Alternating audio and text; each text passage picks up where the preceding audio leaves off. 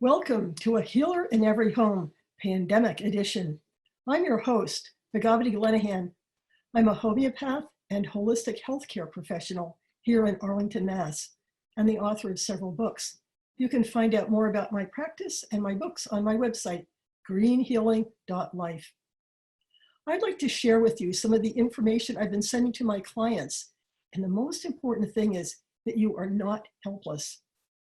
We hear that a certain percentage of people over 60 are likely to die, and even higher percentage of people over 80 or with diabetes.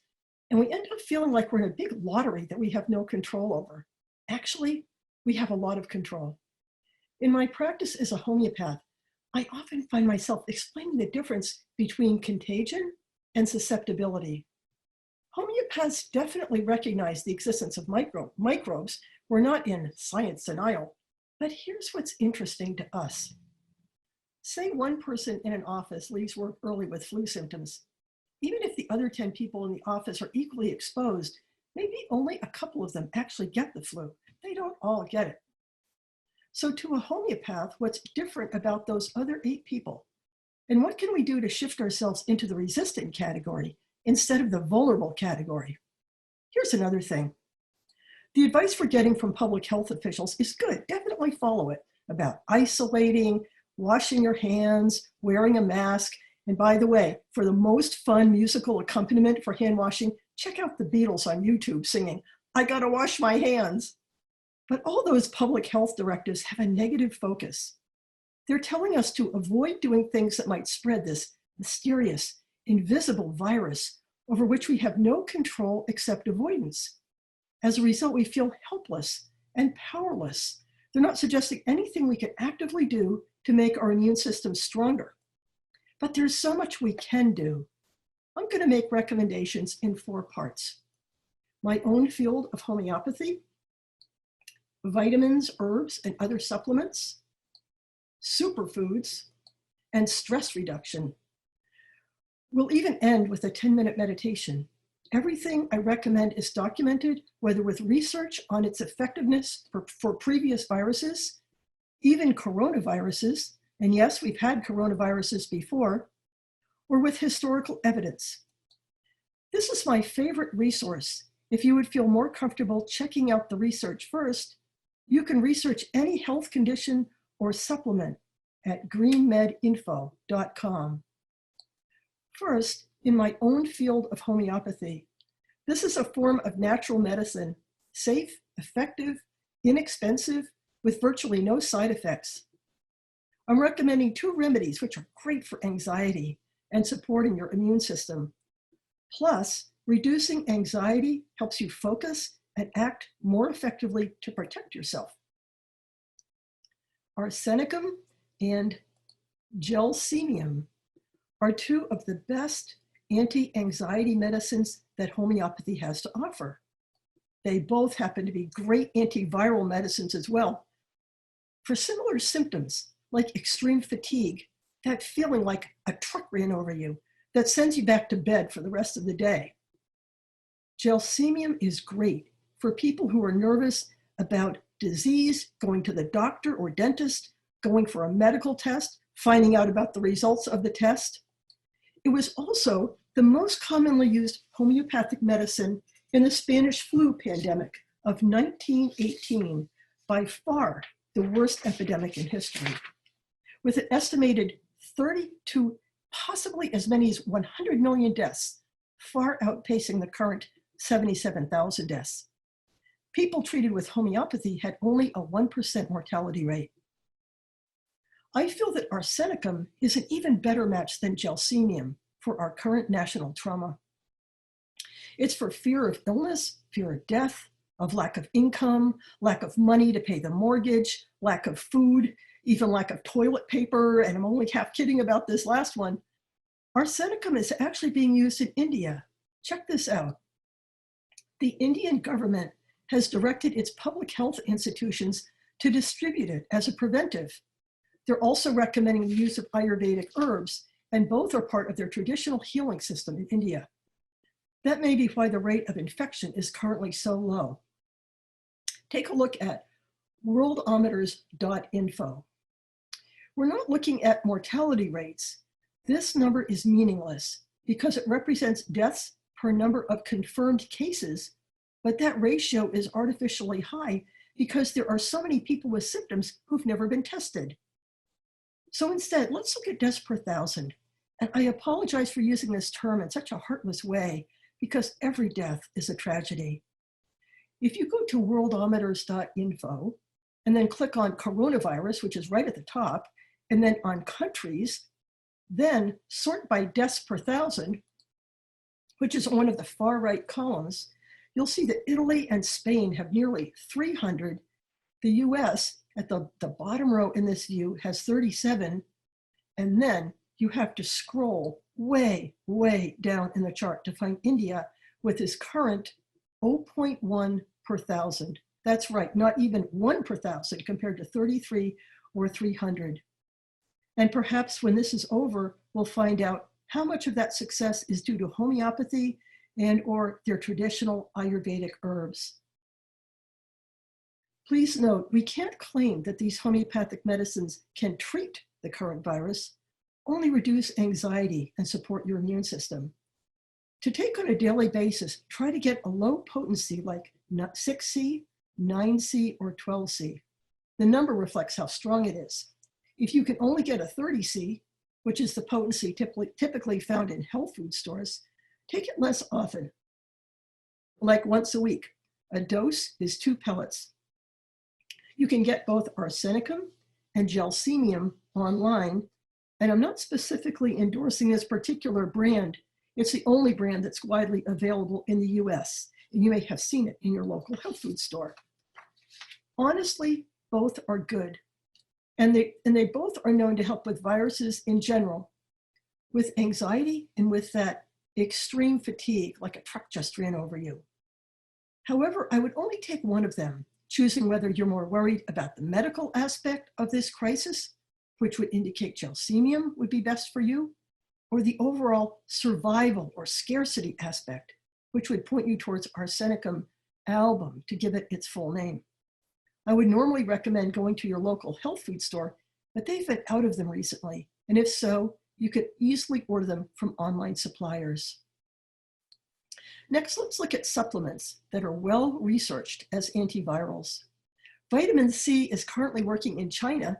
The hospitals there are successfully using high doses of intravenous vitamin C along with Chinese herbs, and it's now being tried in hospitals here in the US. For prevention, take several thousand milligrams a day. Vitamin D is well researched for its effectiveness against upper respiratory viruses. It's formed in the skin when there's plenty of sun exposure with no sunscreen, which means basically most of us need it. 5,000 units a day of vitamin D3 is an effective dose, not the 50,000 units of D2 prescribed by doctors. 50,000 units sounds like a lot more, but it's a synthetic form that the body doesn't recognize and can't use well. D3 is the form commonly found in health food stores, so you can easily find it. Elderberry syrup. This is a favorite with kids because it tastes so good. Research shows that it works about as well as Tamiflu against the flu. It's a great antiviral, and it comes in capsules as well as a yummy syrup. Look for honey-based syrup or other non-sugar sweetened syrup because you want to limit sugar at a time like this. You may have seen the fake news that elderberry is contraindicated now. This is a typical reaction from mainstream health authorities who don't understand how herbs and other natural therapies work. What's true is that you shouldn't take elderberry at the crisis point when you're in the hospital on a respirator, and actually you wouldn't be able to get it then anyway. A couple of minerals are helpful. Zinc works well against viruses, especially when it's right in the mouth and throat. So zinc lozenges are a good idea. Even better when you find it combined with propolis, the substance that bees use to keep their hives as a sterile environment. Bees are so smart. Did you ever think about this? The inside of the hive is dark, humid, and warm, a perfect environment for growing mold and microbes. So the bees, in their wisdom, have developed propolis, a resin which they collect from tree buds. Bees have the same microscopic enemies that we do, so what works for them will also work for us. So zinc lozenges, even better with propolis. Magnesium.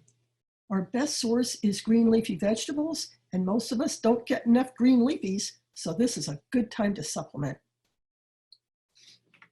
Selenium. One of my colleagues calls it birth control for viruses, or to put it more correctly and less vividly, a selenium deficiency allows viruses to mutate, which can make it easier for them to overcome their host defenses, meaning your defenses. The best food sources are meat and fish, so vegetarians especially may need to supplement unless you're eating a lot of barley, eggs, Brazil nuts, and other nuts and seeds. Finally, a wonderful new type of supplement, medicinal mushrooms like reishi, chaga, cordyceps, and turkey tail. And here's this beautiful, beautiful turkey tail mushroom. It's hard to buy these particular mushrooms fresh, so you can get them in a capsule or even in powdered form and mixed in with instant coffee. Please don't get overwhelmed with this list. You don't have to go out and buy everything. You probably already have several of these things in your cupboard already. You can take extra of them just temporarily while you feel exposed to possible contagion. For most of these things, it's safe to take 2 to 3 times the label amount for just a short time during this current crisis.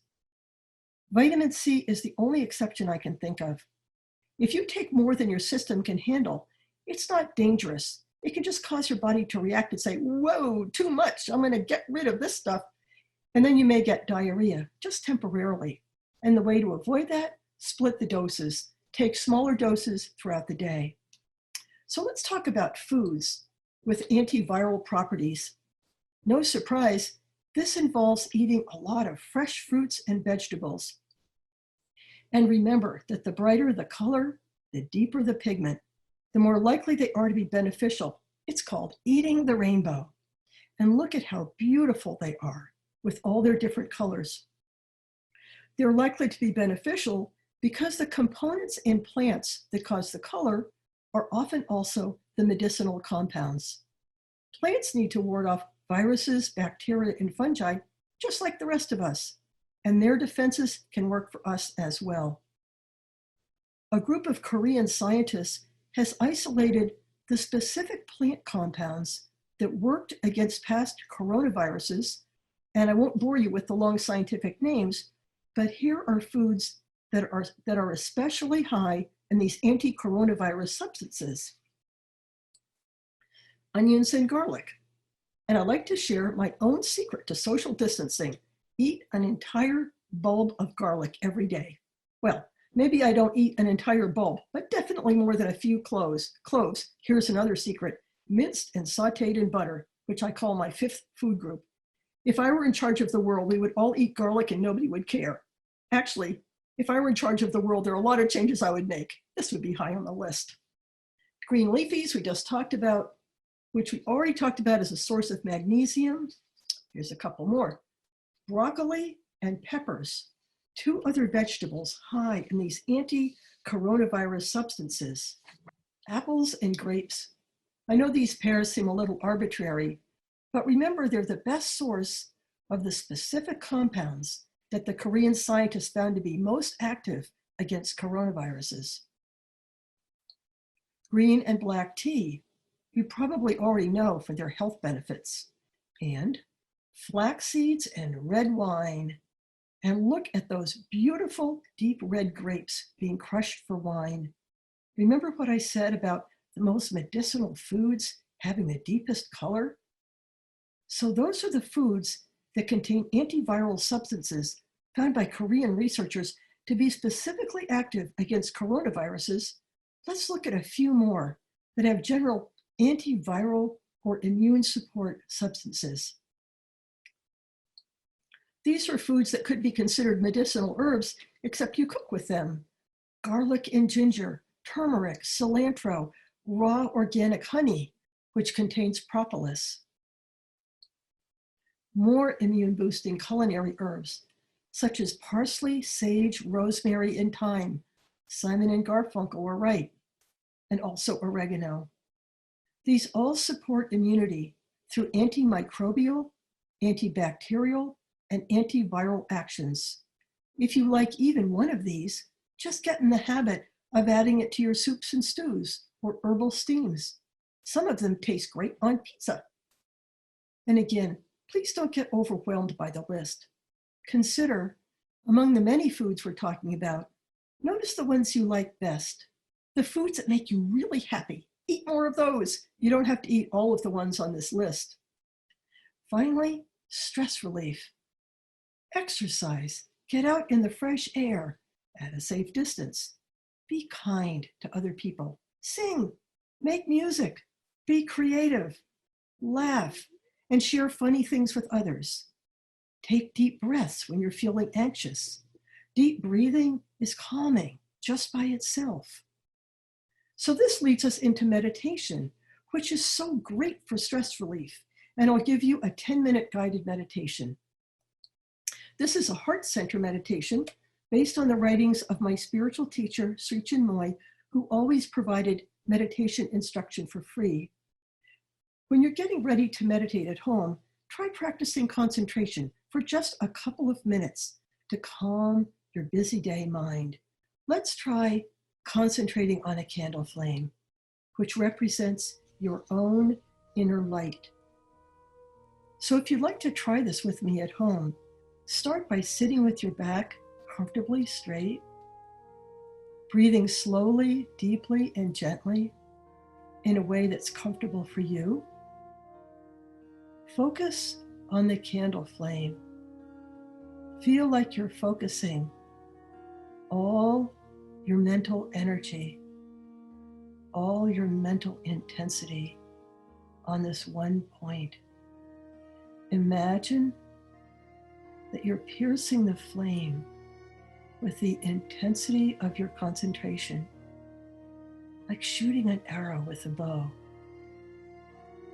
If thoughts come up, just let go of the thoughts. Feel that they're flowing out on your outgoing breath, as if they're floating out on an outgoing tide. You're breathing slowly, deeply, and gently, focusing on the candle flame.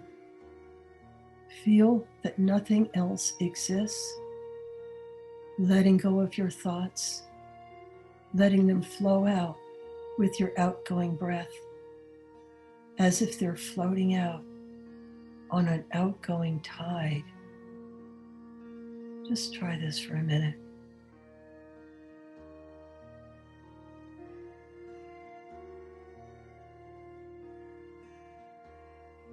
When you feel your mind is calm, close your eyes and point to yourself where you say, "This is me."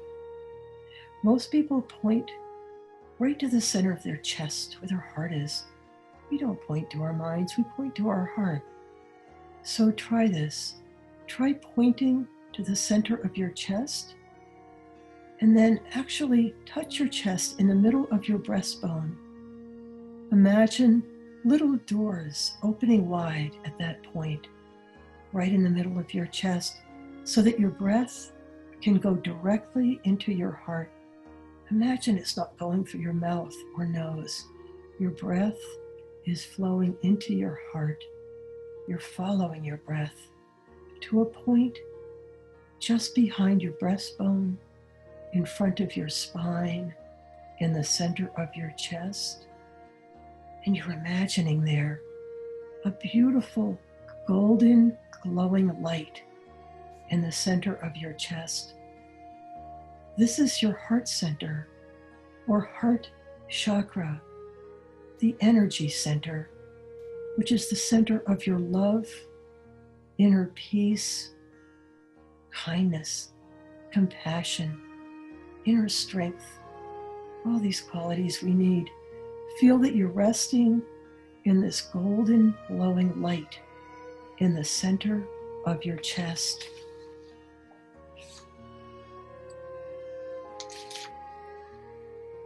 Imagine that you're breathing in and out of your heart center. As you breathe in, you're breathing in peace. As you breathe out, you can feel this light spreading. It's spreading from your heart, filling your chest, filling your mind, chasing away busy day thoughts from your mind, spreading out into the environment all around you. You're breathing in peace, and as you breathe out, this light inside your heart is glowing brighter. And you're sending it now. Imagine you're sending light and love to the people you care about. You may not be close to them now. Imagine that they too have this beautiful light in their heart. As you breathe in, you're breathing in peace. As you breathe out, your light is expanding, and you can send it light and love and peace to the people that you care about.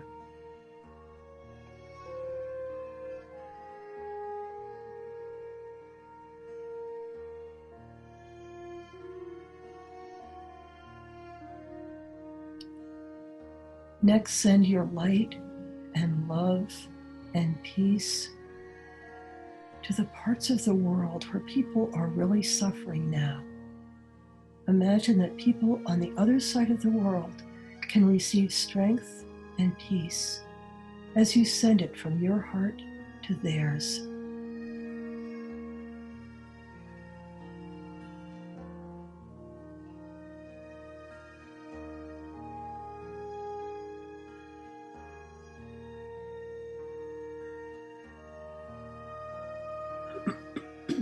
And now, in the middle of your heart, imagine a most beautiful child.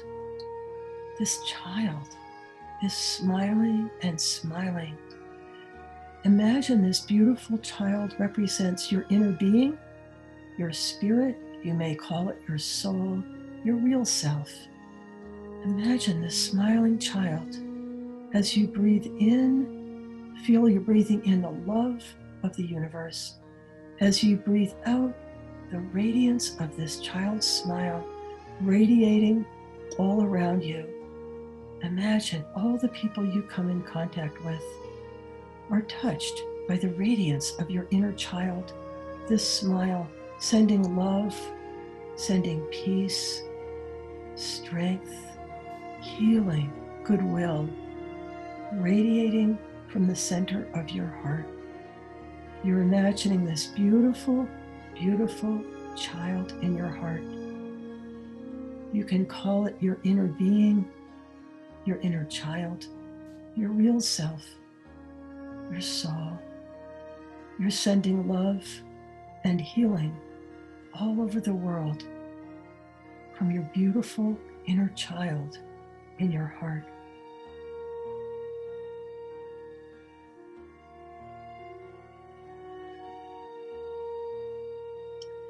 And finally, imagine if you feel the need to get higher and higher above all the cares and worries of the world. Imagine the bird in your heart. Again, you can imagine the bird in your heart as your spirit or your soul. And imagine this bird flying higher and higher. When you feel bogged down by the cares and worries of the world, imagine the spirit soaring higher and higher above the earth to a level where you can feel that you're rising above all your worries and cares, flying higher and higher, and reaching this point where you have this inner knowing that no matter how bad things are, you'll survive. Your spirit will carry you far beyond, far above. This too will pass, and it will pass more easily if you keep tapping into that inner source, your inner spirit, your inner well that you can draw on. your inner source of peace, universal love, compassion, kindness to others. Feel this bird of your heart, which you can imagine as your spirit, that it's soaring far above all these earthly troubles. And you're concentrating now on what you can learn from this experience, how you can grow, how you can become stronger, and how you can become kinder to others. The bird of your heart, flying higher and higher above all the cares and troubles of the world.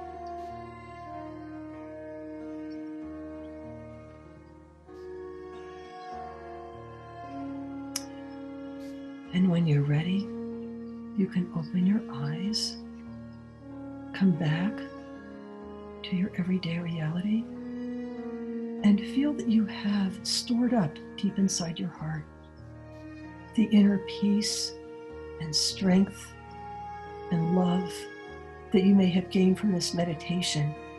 And you can tap into them whenever you want by just taking a few deep breaths into your heart. Thank you for joining me. This has been Stay Calm, Stay Strong with Natural Healing, produced by me, Begabati Lennihan, with ACMI assistance from Katie Chang, meditation music composed by Sri Chinmoy and arranged by Alap Jetser, Eternity's Sunrise, available free on radiosrichinmoy.org, photo credits by Stock Photo. Thank you for joining me.